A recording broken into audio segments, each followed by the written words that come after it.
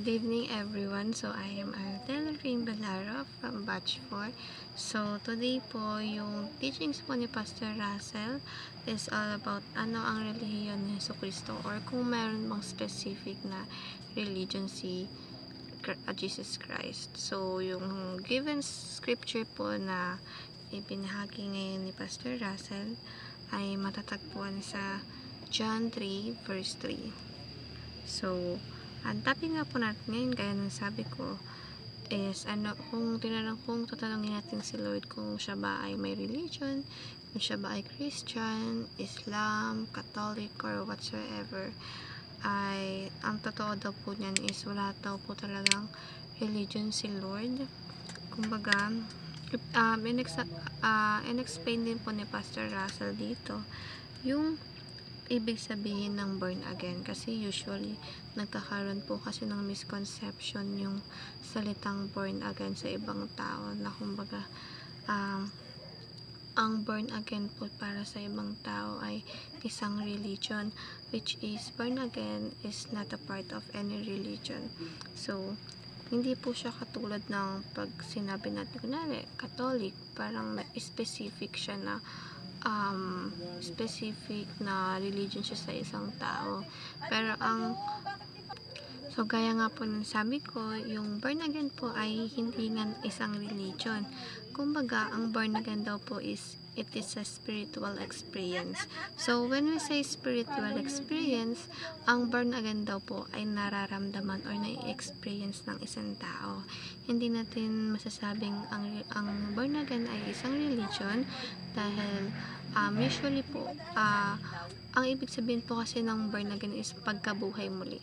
Kumbaga, dito yung nagkakaroon ng water baptism na nagbubuo din sa pag ikaw ay sinuko mo yung sarili mo sa Panginoon, ikaw ay bagong tao na muli or panibagong buhay na patungo sa Panginoon. So parang ang ibig sabihin nun is born again. So pagkabuhay muli na ipagpapatuloy mo yung buhay mo na kasama si Kristo.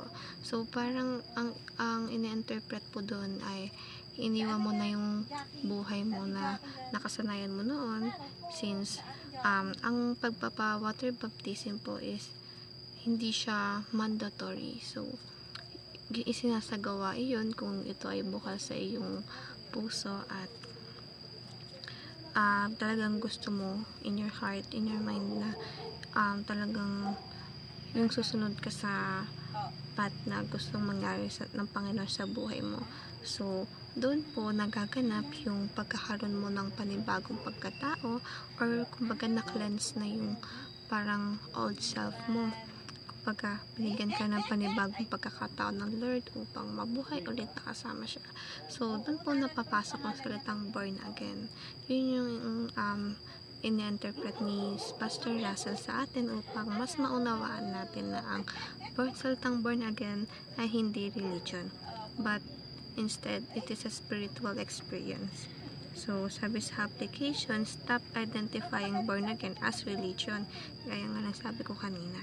And seek spiritual renewal. Yun nga yung gaya nga ng sabi ko sa may baptism po.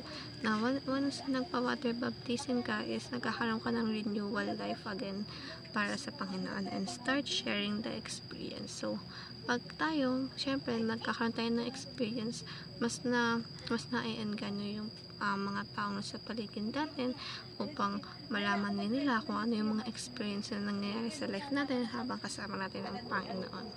So, that's all po. Thank you for listening. God bless.